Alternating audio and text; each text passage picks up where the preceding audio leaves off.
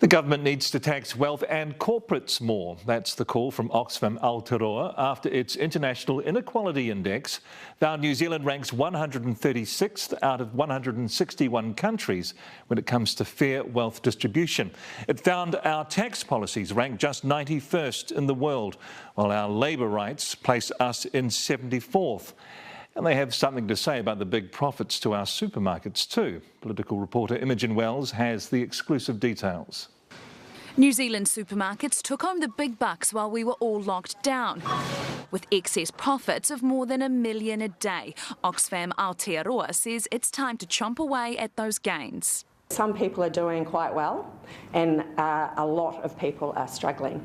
And here's why. Newshub can reveal in its latest inequality index, New Zealand ranked 136th out of 161 countries for fair wealth distribution.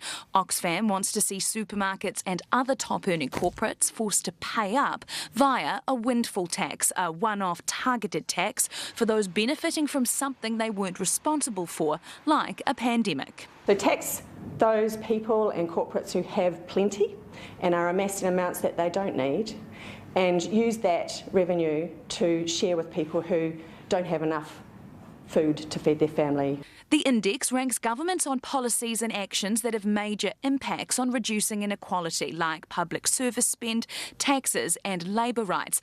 Overall, New Zealand did rank 8th, but... No, our tax system isn't fair. Craig Elliff was on the government's tax working group and agrees. It's highly effective. I don't think it's fair. I think we have a situation where a lot of wealthy people do not pay very much tax. If we're willing to call what we currently have a cost of living crisis, then we have to peel back a layer and understand that what we're actually dealing with is an inequality crisis. Last year, the government introduced an extra tax bracket for super earners with anything over $180,000 taxed at 39%. The Prime Minister admits the scales could be better balanced. But I think every government would acknowledge there's ways that you can continue to ensure fairness. The pandemic years have seen what's being called a global inequality explosion, but while the Prime Minister acknowledges the unfairness, she's already ruled out a capital gains tax and a wealth tax, which experts say are the easiest ways to level the playing field. Imogen Wells, Newshub.